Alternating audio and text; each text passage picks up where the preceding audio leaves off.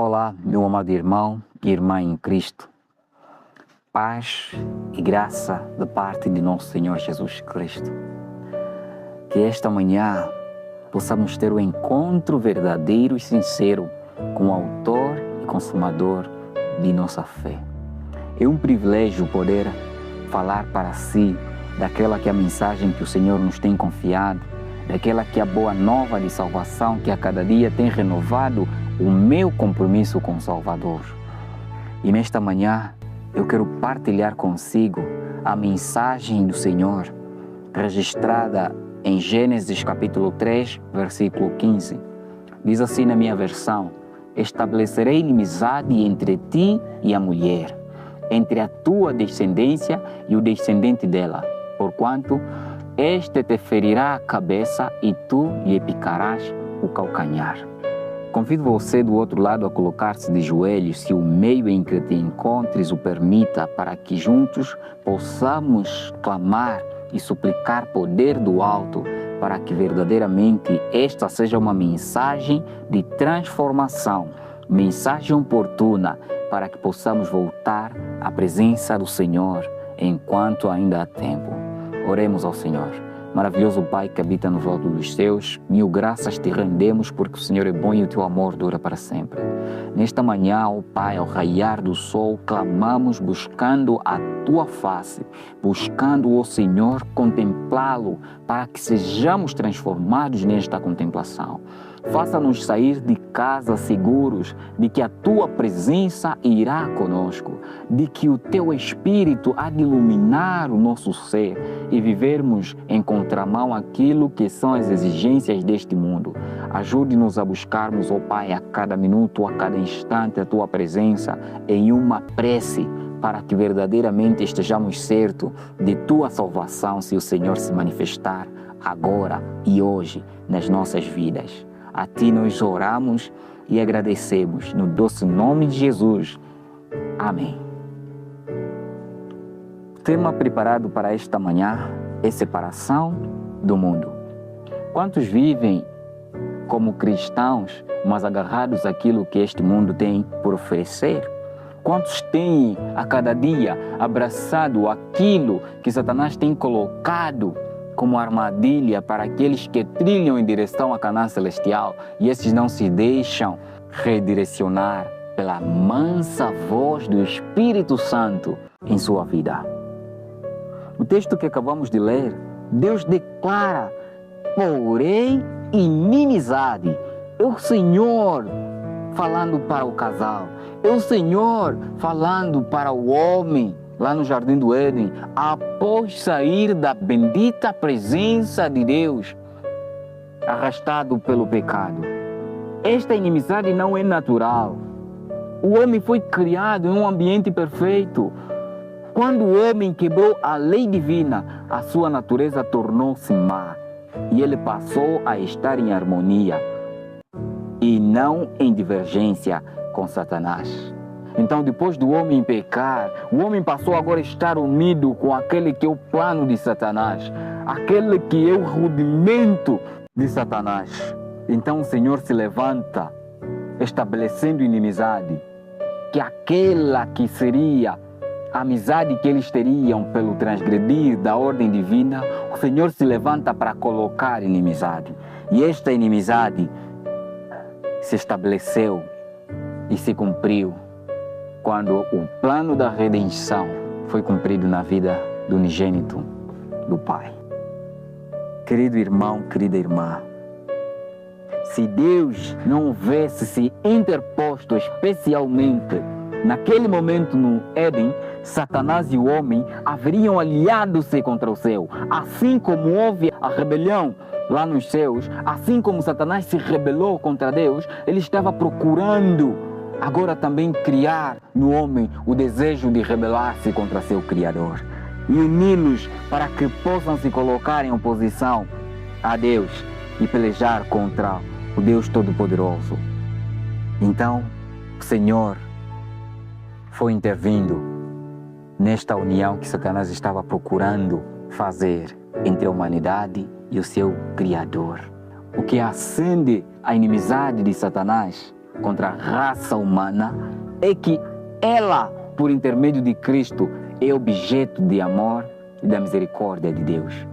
Satanás não fica calmo, Satanás não consegue compreender, porque a misericórdia do Senhor é a razão pela qual eu e o irmão ali presente do outro lado não é consumado.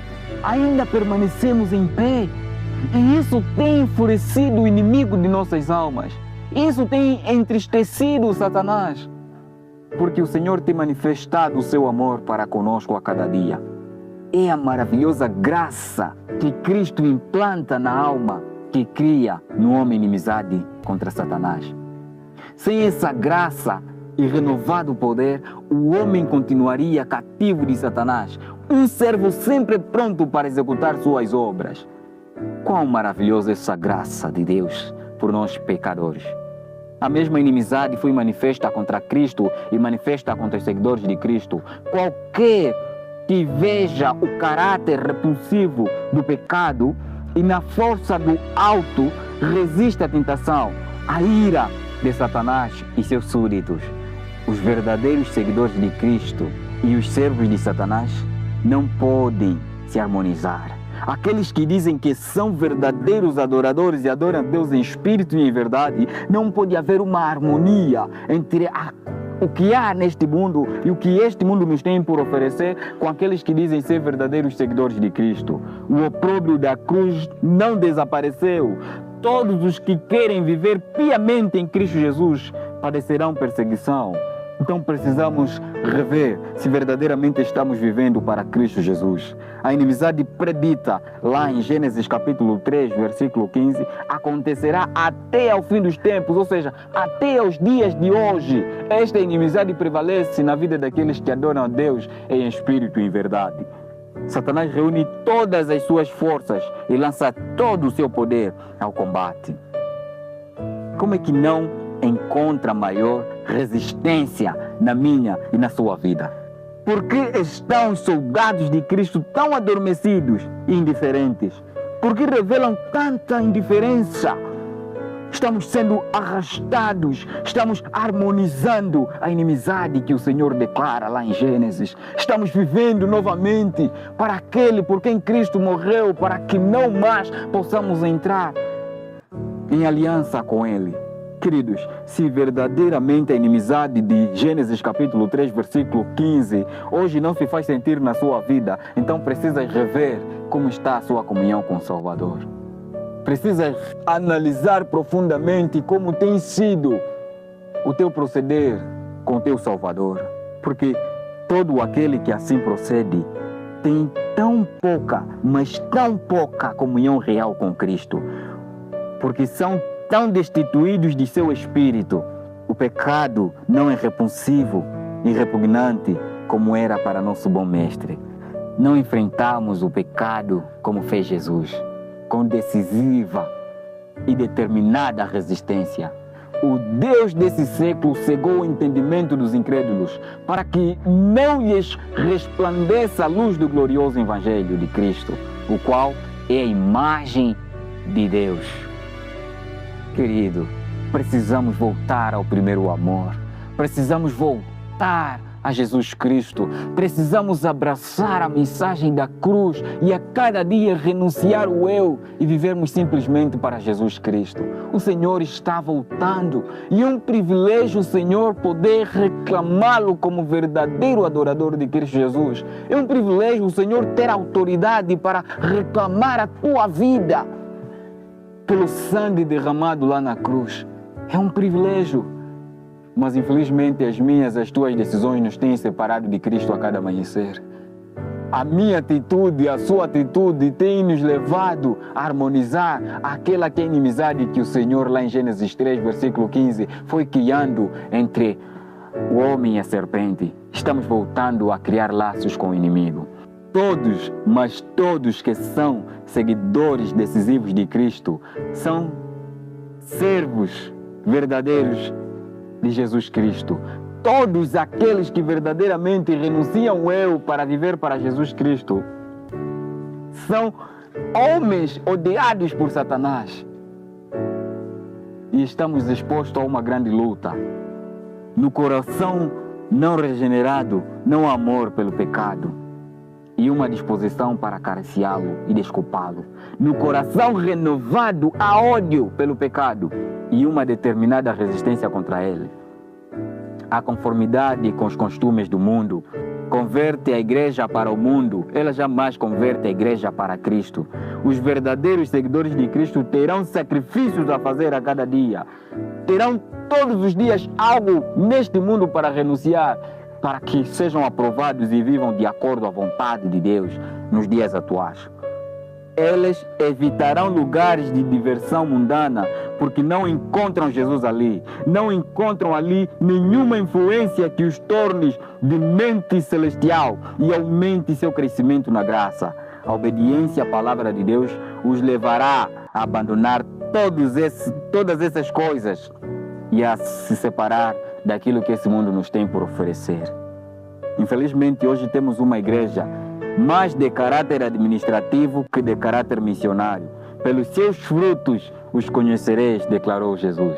Estamos vivendo mais por aquilo que a igreja vem implementando para que seja de forma aprovada aqueles que são para este mundo, do que levar a boa nova de salvação àqueles que estão perecendo muito além das nossas portas, dos nossos templos e denominações.